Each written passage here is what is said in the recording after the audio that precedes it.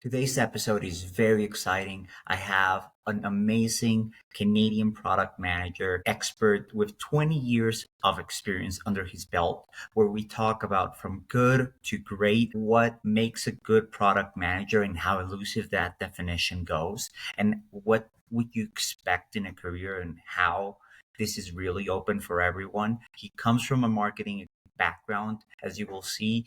He has such broad experience. He's such a great guy. And I think it's just a lot of knowledge and insights that you will take from this show. And if you are a product manager and you want to share your knowledge, speak to me. I'd love to talk and share with the rest. Hope you enjoy the show.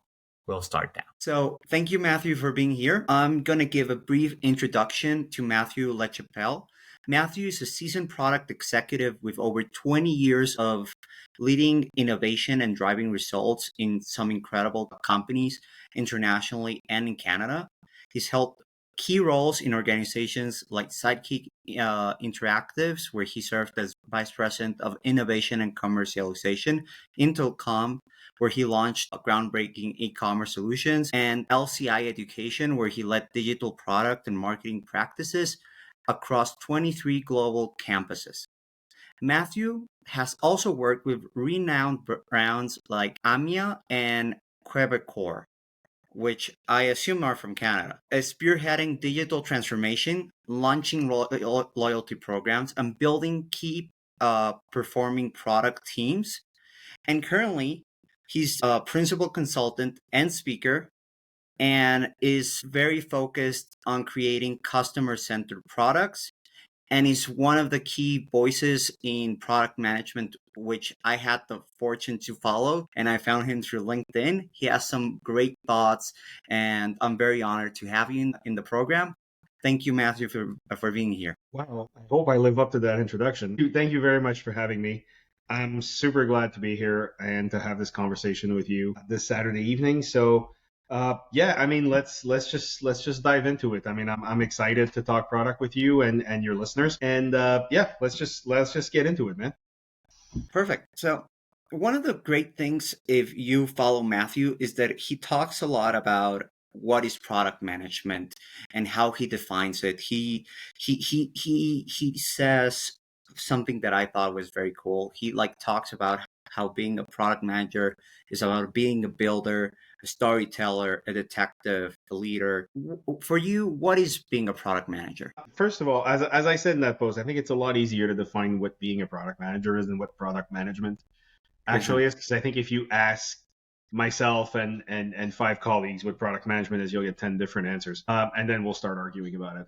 I think at the heart of it, being a product manager is about solving the problems that help the business, that help humans, that utilize your product. So I think at the core of it, it revolves around that. It then branches out into a whole universe of different things ranging from technology improvement, features release, voice of the customer, marketing, expansion, innovation, and a whole lot of other kind of spheres of influence. But at the core of it, as I said, the role of the product manager really is four things, and it's being a builder in the sense that if you don't have a passion from taking ideas and bringing them to reality, you're probably not going to have a whole lot of success in product management.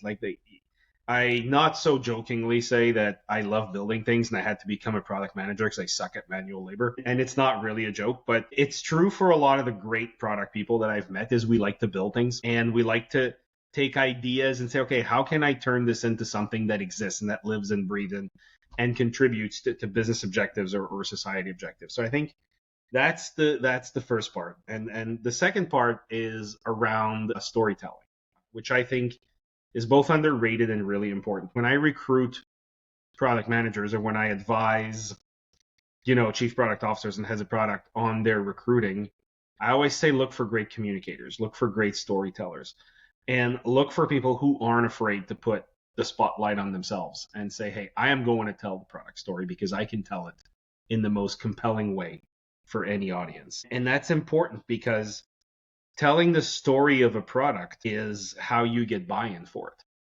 right? The data doesn't necessarily always speaks for itself in product management.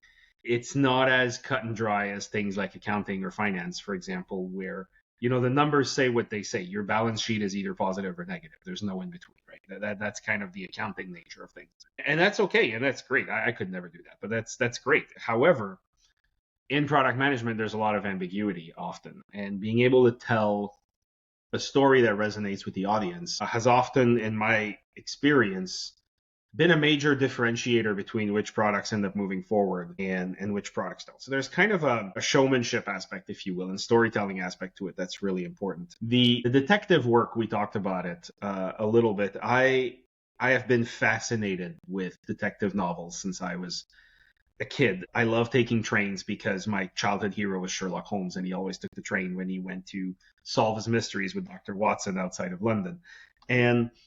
But being a detective sometimes is about finding the root problems and not just looking at the causes. And as a product manager, you have to be able to look at metrics and say, okay, how do we solve for issues with the metrics? But also be able to look underneath the metrics and say, okay, what's the root problem that's causing this? Otherwise, you end up playing, whack-a-mole, which is not fun. For those of you who don't know, whack-a-mole is an old amusement park game where you have 9 holes in front of you and a little You're rubber just mallet. trying to hit Yeah. them with, And then you have to whack as many of the little toy animals that are coming out. And that's what you end up doing, right? You're always trying to fix the newest issue with the metric, but you don't even look at you don't look at what's underneath the Before we problem. started, I would love to connect that because you mentioned that. Like, what is you mentioned your underlying philosophy, which is something that I think is very important so people understand where you come from when you say things. What is your underlying message? What's your philosophy after 20 years of experience in this area? My philosophy really is that in the end, it's all about people.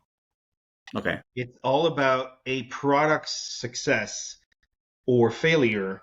A team's success or failure will ultimately come down to people. If your product is solving problems for people, you're going to have a far longer lasting impact in the market than if you're trying to fix for something else. If your team has the right people in it, it can overcome shaky processes, it can overcome, suboptimal tools. The other way around is not true. You can have the best process in the world, you can have the best tools in the world. If you have the wrong people, it's not going to work.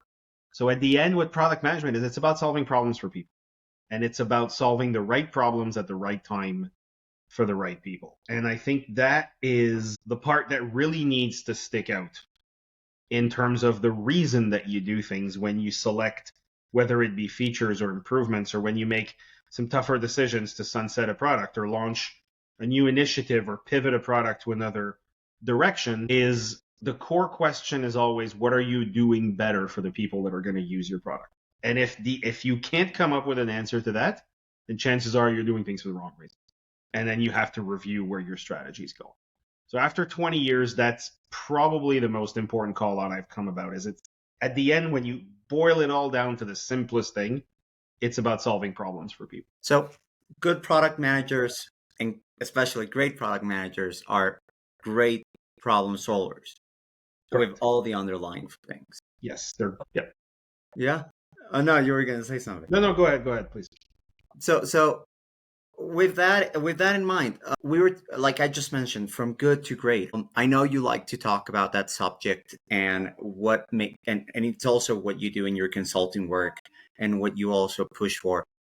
Can you elaborate more on how you look at what is great, what is good, how you look at those decisions from a product manager perspective, from a leader, from somebody that takes care of of his people, but at the same time is looking at the stakeholders and saying, okay, this is what has to get done? That's a great question. I think it's a very much an evolution process, right? At some point, you're good, and then at some point you become great. You're not born into one or the other, if you will. Like you can evolve from one to the other. I happen to think that it's a lot easier to be a good product manager than is, for example, to be a good software developer. It's a lot harder to be a great product manager than it is to be a great software developer. I think the transition happens from good to great in a number of things. One is when you come to understand the ecosystem in which your product lives, internally within the business and externally within the market, with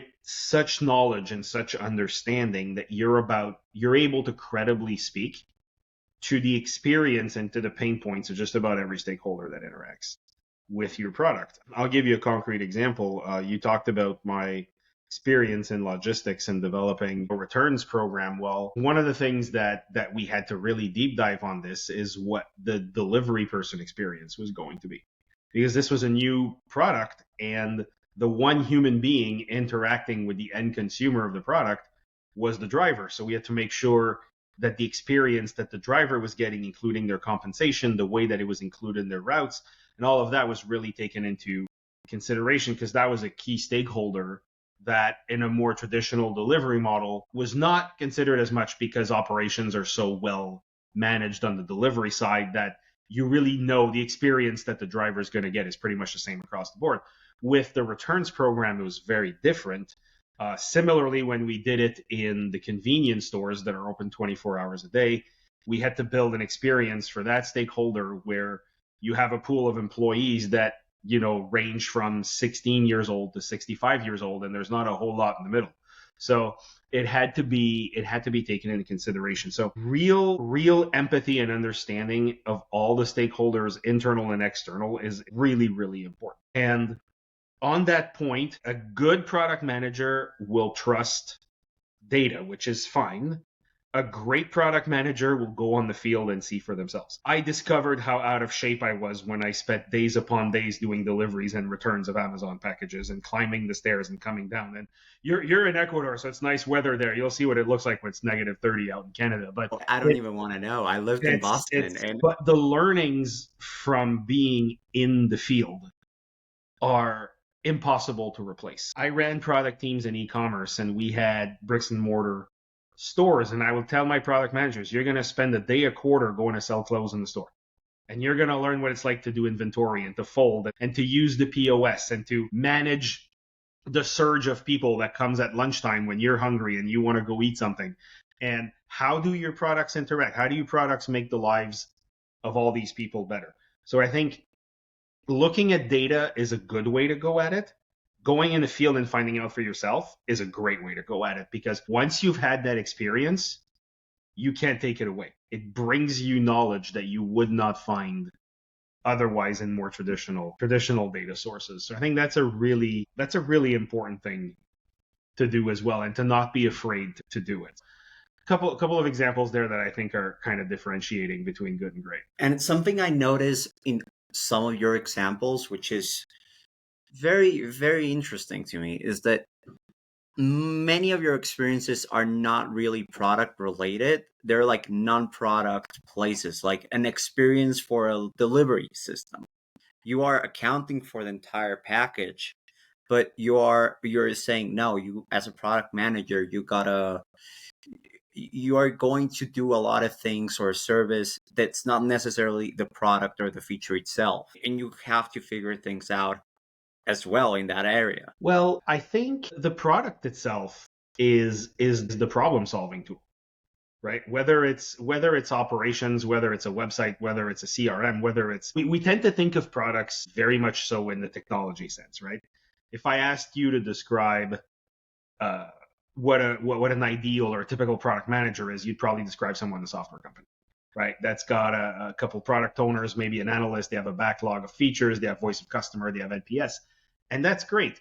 But sometimes it also helps to kind of look out the window and realize that product management applies to a whole heck of other things as well. And there are physical and operational components to product management that are really, really interesting to add to the mix. I don't think we should. I think we're doing a bit of a disservice to the profession if we limit it to technology or software products and we don't look at it in a more sort of holistic way, which is something I learned really in logistics. I spent most of my career in technology, but when I was in logistics, or even when I was in e-commerce with physical delivery operations, not to include those components in the product will result in a subpar experience for users. I'll give you the best example is Amazon, right? Amazon runs their entire operation as product management, whether it be logistics, servers, the website, delivery, everything is run Client through focused in every everything. sense.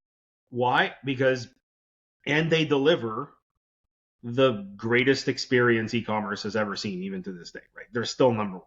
So I think it's worth looking at it in that regard. One thing I would encourage product managers to do is go get experience in something that's not just technology. Go find out what product management looks like when you've got real world stuff to deal with, right? So Not that hardware, software isn't logistics, everything that's just beyond.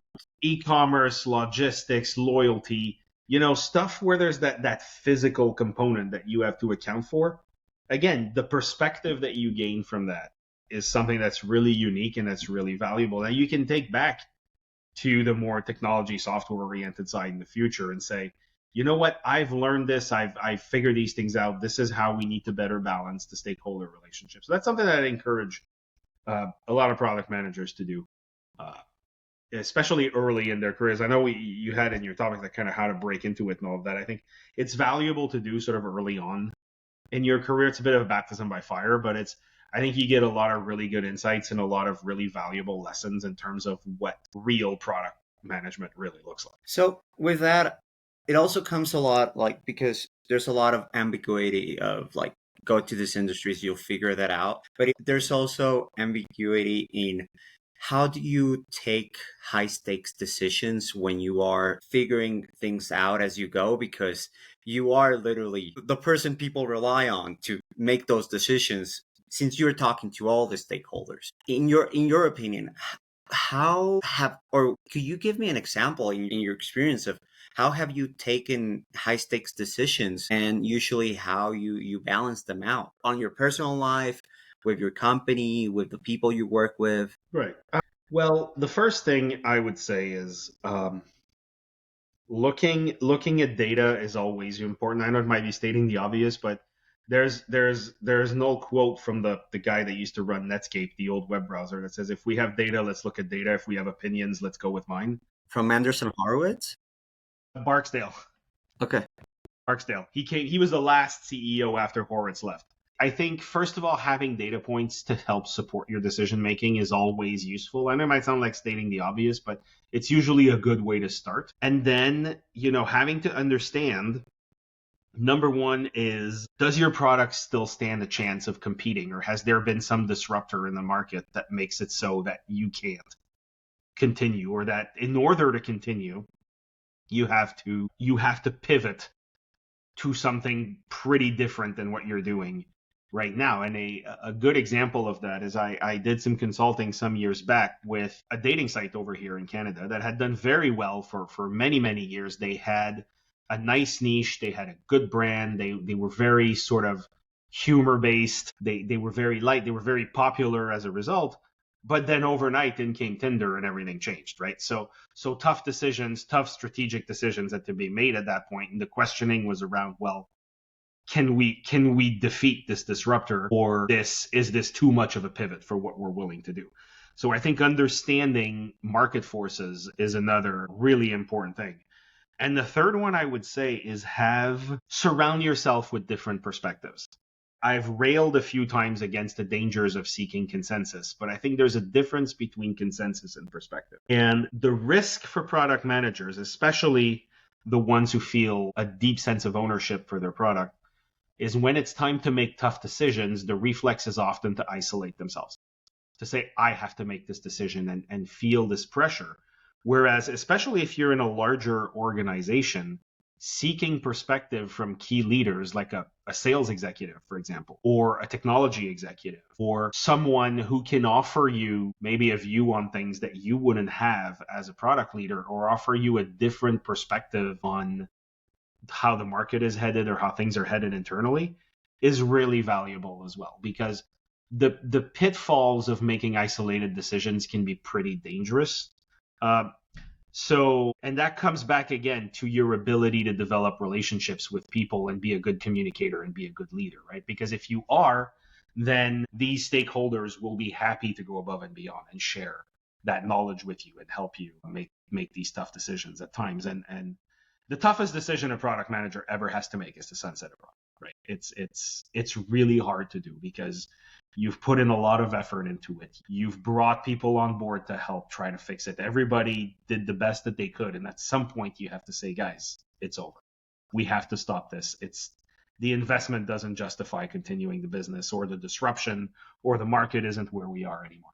And those are really tough decisions to make. And that's, again, when the communication part comes in, and having that support and having that backing from key important stakeholders in the process. I remember I was sunsetting a real estate product some years back. It had been very successful in the past, but for mostly regulatory reasons, it really didn't have a place in the market anymore. And so we got together with the sales team and we said, guys, look, you've got a couple salespeople that live off of this, and we're about to pull the plug because it would cost millions of dollars to, revamp this product or change the positioning. It's just not worth it. And these are difficult conversations to have. But having that support system and having that ability to garner buy-in for your decision, I think, is really important. Now, on the positive side as well, that applies. For example, when to scale, right? When is the data convinced? Like, we talked about a bit of negative stuff, so now we're going to go back to positive stuff because it's Saturday night and we want to be positive. When do you scale? When do you go from pilot to, okay, we're going to put our foot on the gas pedal here and we're going to move? And you actually go full growth and build the flywheel. And you go growth and you hire, but also, is the company ready to support that growth? Right? If you're in a startup setting and the product is the company, that is less of an issue. If you're in big companies where you have a lot of shared services, for example, and that's going to be the reality for most product managers, right? Is that if you work in a big enough company, services like HR, accounting, finance, all of these things are, even marketing at times, are shared services between products and between lines of business. And you have to deal with that reality. And then at some point, the question also becomes, well, if we go full growth and kind of yeehaw, here we go, are those shared services capable of supporting our needs? If I need 4 product owners in the next 3 months to support the growth, is my HR department going to be able to keep up, or do they have 38 other positions they're hiring for in other departments, right? So you have to be able to balance these things, and you have to be able to also know how to navigate the internal workings of the company or the internal politics to get to where you need. And there are pitfalls to growing too fast, and I've experienced them as well. I think you're always able to kind of balance things out. I experienced them myself as well, but in your opinion, I do feel that most companies that grow as fast fall as fast because they just didn't build culture right, and their products they have like a lot of technical debt, at least on the software side, because they have to do a lot of things fast and things just break. But when you're talking about hiring, growth, setting things right, how do you go along with building the right culture so that growth actually works in your teams? It's an interesting question. Parts of it comes down to my basic statement when we started, which is everything's about people, right? And I have seen companies do triple-digit growth and with technical debt and be able to pull it off because the people were rallied behind the vision and they were rallied behind what was trying to be done. I think it's when some things are taken for granted that you can start to have difficulties. For example, I'm always weary when someone tells me, "Oh, don't worry about it. They'll follow along. Just do what you have to do." That always raises a red flag to me because that assumes that someone who likely has not been consulted is expected to work harder for reasons that may not be apparent to them, right? Because that's the truth. If there's going to be growth, it means that for a while, the people who are there are going to work harder until the cavalry comes and the reinforcements arrive and all of that. I think that's always something that I'm careful of. Most CEOs that I talk to will tell me that, technical debt is better than financial debt. So you have to deal with a certain amount of it and make do for a while. It can't last forever, but the truth is that if you plan your growth properly, you might want to plan for a degree of technical debt in what you're doing, just because you probably won't get the level of investments that are required to wipe out all technical debt in order for the growth to happen. That's just reality, right? At the end of the day, companies manage money, right? And they manage capital allocation and money allocation to continue the ongoing efforts of the business and to have things that innovate and create growth and develop new markets. So that's just the reality, and you have to deal with it as a product manager. I think sometimes it's just about holding on for dear life until you can stabilize things a little bit, right? And this is something that I've lived in a few different industries where we put out a pilot, we were really successful. You have an entrepreneurial CEO who says to you, hey, this is great. You did an amazing job. Go. What do you need? We're going to do it. We're going to do it. We're going to do it. And then you go because as a product manager, you're like, wow, the CEO likes me. I'm going to get a promotion. Gold will fall from the heavens and everything will be fantastic. And then you start scaling and you scale and you scale. At some point, you're like, maybe we weren't ready for this. So maybe we need to rescale or adjust. And that's when it becomes important to have these almost mentoring relationships with key executives as a product manager, right? And be able to go to them honestly and say, look, we may have gone a little fast here. Maybe we need to not put the brakes, but just lift our foot off the gas pedal the tiniest bit and just make sure that we get our stuff straight before we keep going. Because to your point, we don't want to be the rise quick, fall quick, right? You want to be the rise quick-ish and stabilize. Because yeah. I'm a big proponent of rapid growth. I think rapid growth attracts talent. I think rapid growth motivates people. I think rapid growth gives you the means to address your issues down the road. But there's also a point where you have to be reasonable as a product manager and say, guys, the indicators aren't here. The service level is dropping. The customers are less happy. We need to not scale back, but just slow down the tiniest bit and say, okay, guys, we're going to look at the issues. What are we doing wrong? What do we need to course correct? And then you take that next big step forward, right? And when you're doing that, like, how do you balance empowering teams with ensuring accountability? Like, how do you create this culture of, hey, rapid growth, you are accountable of yourself, but at the same time, because I've seen a lot of teams, like one bad person like ruins the entire thing and the entire dynamic, and just wrong steps of leadership directly or indirectly takes away a lot of motivation, especially from technical people coming from a technical background, because they expect you to do magic and you just don't know. They just don't know about. Yeah, I think, and that's, that's true in technical, that's true in virtually everything. I think there has to be a degree of we're all in this together, balanced with, I call it the dual responsibility, right? So when you join the product team, let's say as a tech person, let's say you are the software lead on a product team and I'm the product manager and we have a UX lead, maybe a QA lead, and then, an operations lead or something like that. When you join that team, you've got a dual responsibility, right? You are responsible for bringing the best of your craft to that product, but you're also responsible for representing what your line or what your division needs in order to be successful in that product. And a good product manager will create an environment where people are comfortable doing both. And that creates really, really good discussions and really good way to move forward, because product management, the product manager his product team don't work for them, right? The product team doesn't work for the product management. The software lead works for a software manager. And then you have a horizontal team of product management. So that's, you have to create kind of that dual responsibility. The great thing about growth, and what I'm going to say is going to sound a bit cold, but it tends to weed out people who aren't willing to go along naturally. My dear friend who's an engineer says, a well-oiled machine fixes itself. Okay. And that's true for both machines and humans, in the sense that if you have a high-performing team and there's one member on the team that's not keeping up, that'll tend to weed itself out, especially in high-growth environment. Or there will be some sort of mechanism that changes that as we go.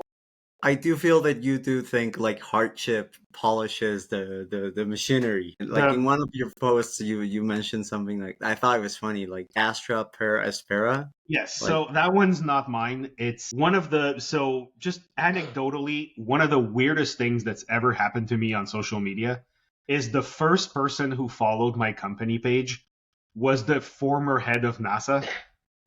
And wow, I have no idea why. And I have no clue how it happened. And to this day, I have no idea what a guy that smart finds interesting in the stuff that I write. But ad astra per aspera is Latin for The road to the stars is paved with hardships. And that's the name of his newsletter because he literally sent things into the stars. So, and I gave him credit for that, but in many ways it's true, right? I mean, if you have had to justify working in product management in a company that had no idea what it meant, didn't know the difference between product and projects, you will be a far more robust product manager than if you spent your entire career in an environment where it was taken for granted.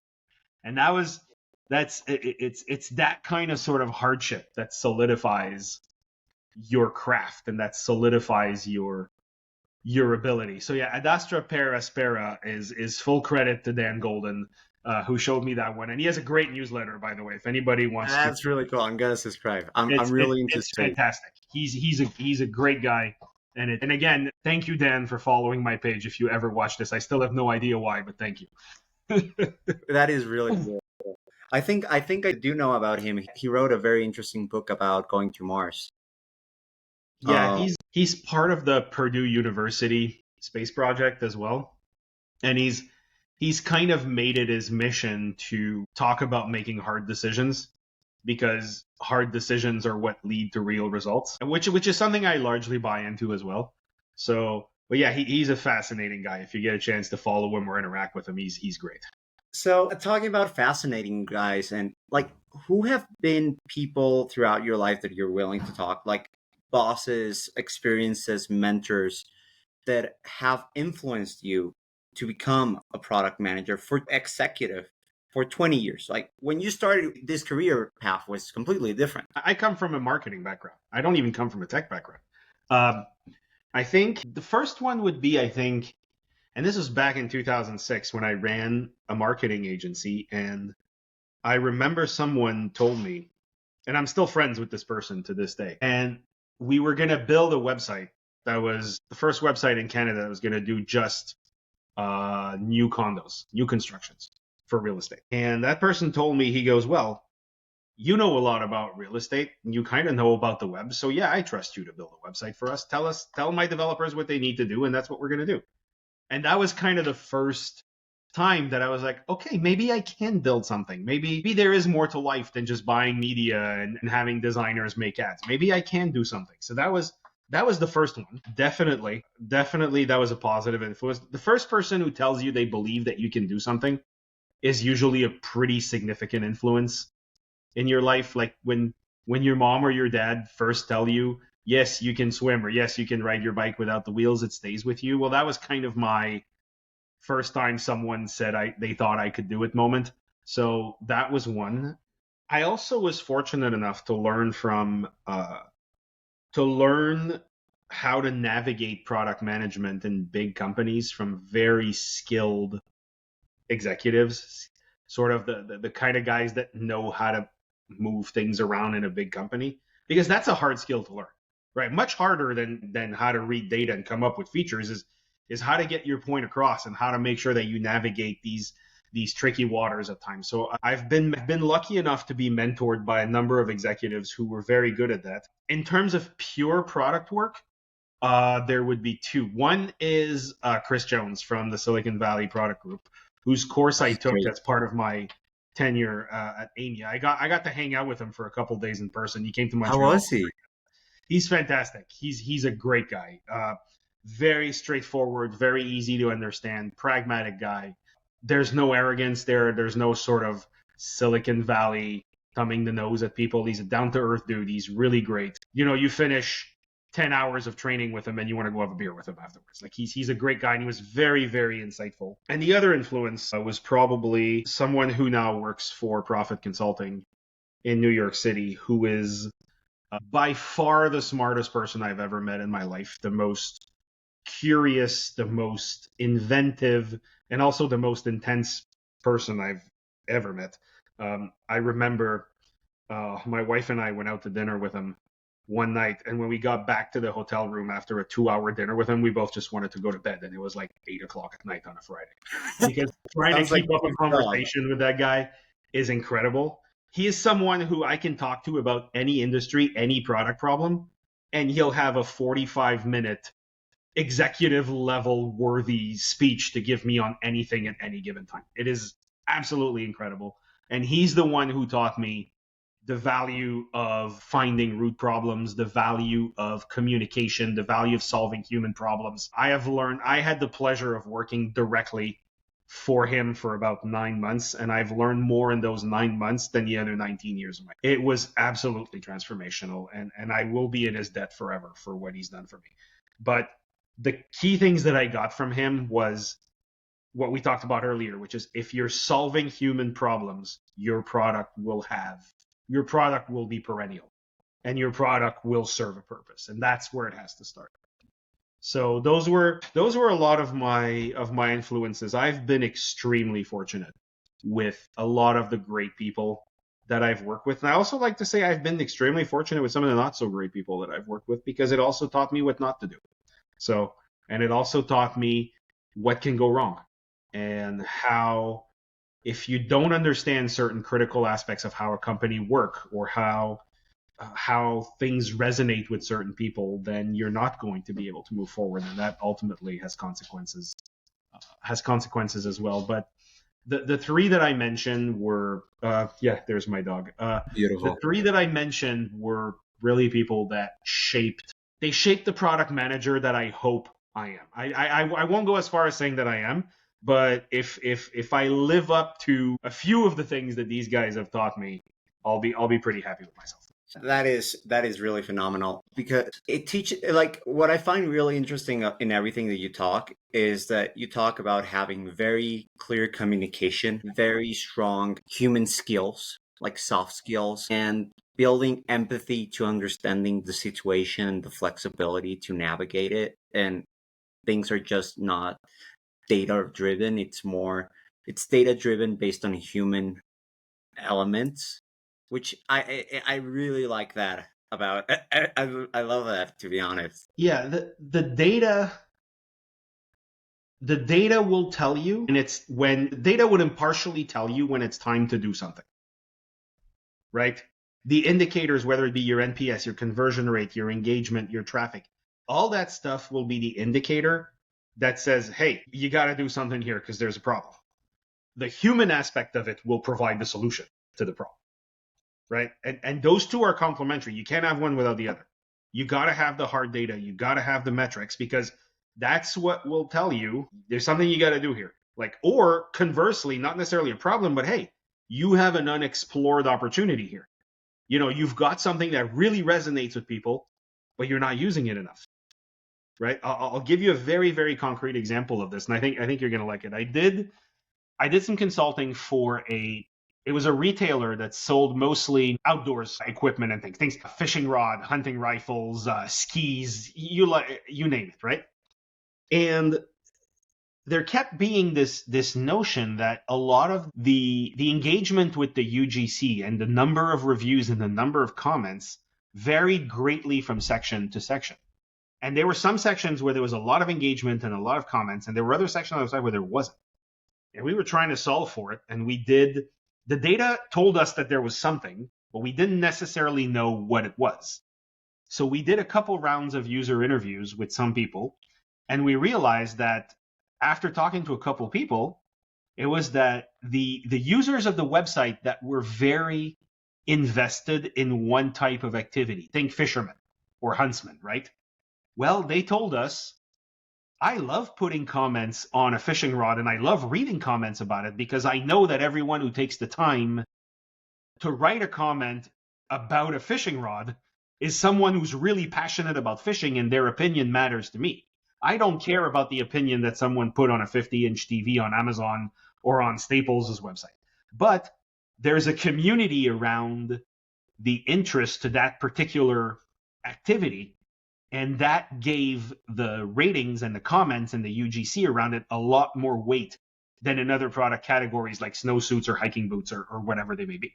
So from that, we took action, and we changed our product pages so that these types of more, call them specialty products, the user content was a lot more clearly presented and was a lot more put forward. And we even, started working with some of the more frequent commenters to get them on board, to have them. So this is a good example of where, hey, the data told us something, but the humans provided the solution. And I think that's Yeah. kind of a nice microcosm of how I view product management, right? When I said one doesn't work without the other, like if we didn't have the data, we would have never known. But if we didn't have the humans telling us, it would have taken us a long time to figure this out. So I think that's kind of it's a small sort of self-contained example, but I think it does I love that. reflect my view on how the two complement each other and how they kind of live and breathe and help each other out and help product managers make better decisions and make better informed decisions. I now I see a little more of what you meant. Like good product managers go for consensus, but great product managers knows whose input matters most. Like, right. Yeah, that is. Yeah, the dangers of consensus are significant. But the dangers of working by yourself in your corner are also significant, right? It's about understanding whose buy-in matters to move things forward, right? Mm-hmm. The biggest accountability of a product manager is to move their product forward, right? It's to make it better. It's to move it forward. And on that basis, how do you measure success? On a personal level, on a project level, we talked about the human element, we talked about the data element, but beyond like KPIs, OKRs, and everything in between, like how are you thinking about the success of a project when you start, when you're in it, and when you're trying to exit it? I think personally, one of my most important metrics is, are the people who worked on the project better at their craft when we ended than when we started? I'm a manager at heart. I have employees that I hired 15 years ago, and I still get happy when I see that they get promoted, because I think if in the process of doing something for the business, you've also made people better at what they do and you've had them hire new skill sets, I think that's a win as a manager. It doesn't get any much better than that. In terms of the product themselves, I think the biggest thing for me is, did we go to market?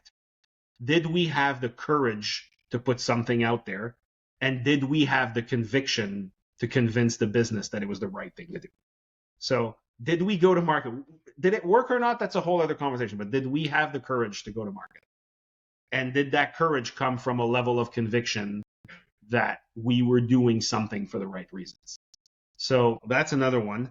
And like any other product managers, I love a challenge. Tell me I can't do it and I'll find a way to do it. Like that's kind of the I'm a big sports fan. That's kind of the mantra is like, oh, you have no chance of winning. Well, I'm going to go out and try and figure out a way to win. Who's your team? So, in what area?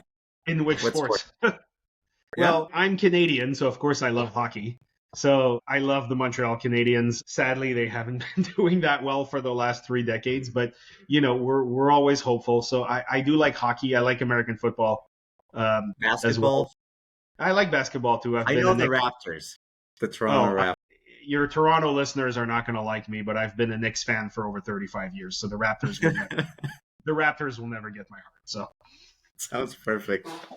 Knicks are great. Yeah, I think did we go to market?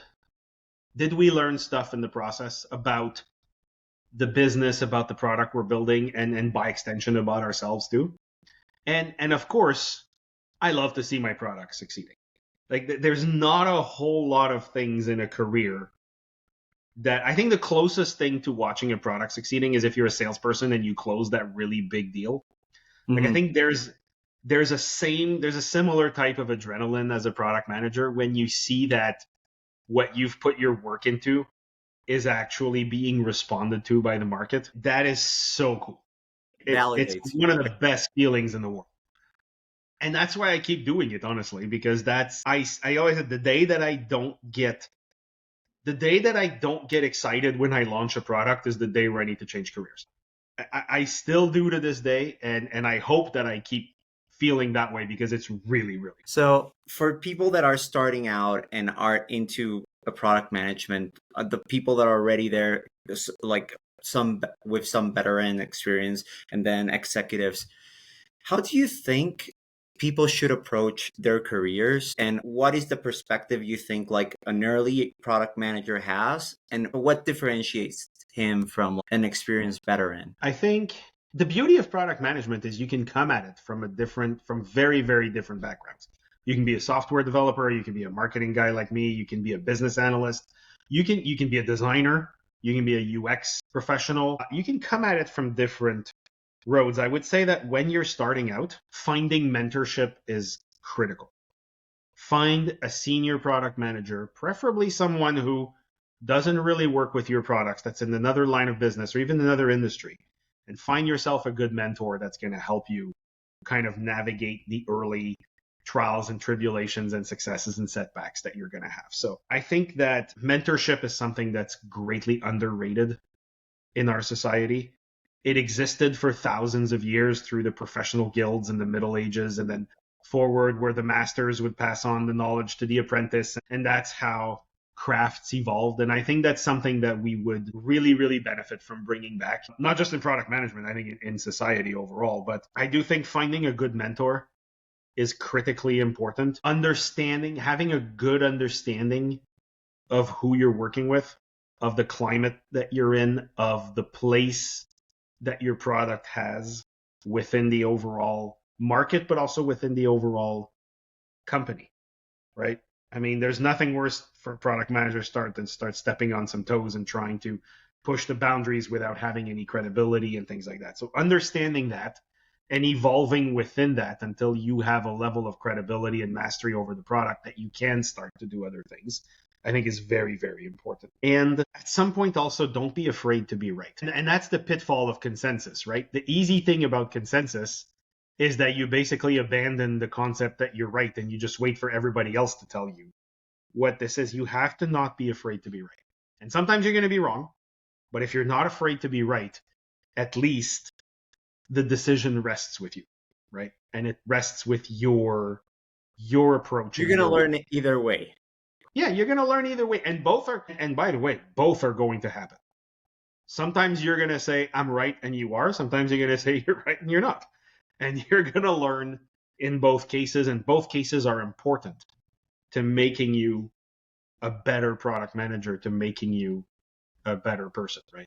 And just a better employee and a better teammate and a better able to solve problems. That little dose of humility that comes with being wrong a couple times goes a long way in terms of accepting that sometimes you have to pivot, sometimes you have to do things different. And I love that. And just to start wrapping up, what gets you excited right now? What are you excited about product management or companies, or where you see the current world going towards? I'm very excited by seeing new functions within a company adopt a product approach. I see the craft expanding outside of technology into other spheres, and that makes me very excited because I do believe that it's transferable. Once you disassociate it from methodology and process and tools, and you just look at the concept of value delivery through a combination of data and problem solving, I think that can go a long way. So I'm excited about that. At the risk of sounding like everyone else, and I don't talk about this too much, but I'm excited at the thought of how much time can be freed for product managers to solve real problems by using AI to interpret data, to analyze, to discover. I read something the other day. Someone posted, they said, I don't want to do laundry while AI writes books. I want AI to do my laundry so I can write books. I read that too, yeah. I love it. I think that excites me because the more of the analysis of the data, the more of the sort of, call it grunt work, if you will, that comes with coming up to a decision that can be automated with AI, means that product managers can spend more time solving real problems and identifying real root causes. So I'm excited. I'm excited by that. And I think last but not least, I'm excited by the return. There's a return of mentorship. There's a return of this desire to seek the counsel of more experienced people, to look for ways to better yourself by interacting with other humans. I think it needs to come back more, but I think we're making steps in that direction, and I'm really, really excited about that as well. I think the world needs a lot more human contact, and the world needs to learn from each other a lot more than we have in the last couple of years. So I think that's also something that excites me. That is very, very exciting. And something that I also think is very interesting is the thought that we are not going to be replaced by an AI. We are only going to be augmented if we use the tools at our disposal.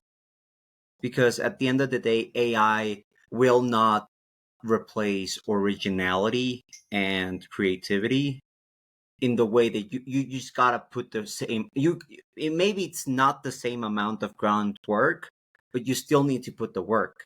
Yeah. And further to that, I think that AI will only allow us to do the things that we enjoy more. Everything is evolution, right?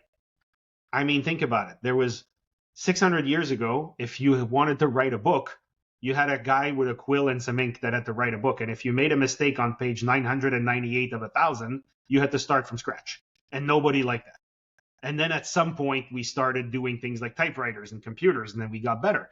And then we got portals, and then we got search engines, and now we have ChatGPT to do our research, and then we have AI coming. So, but what's the common thread in all of this is that we've removed the menial work, and we have focused on the creative work, and we focused on the human work.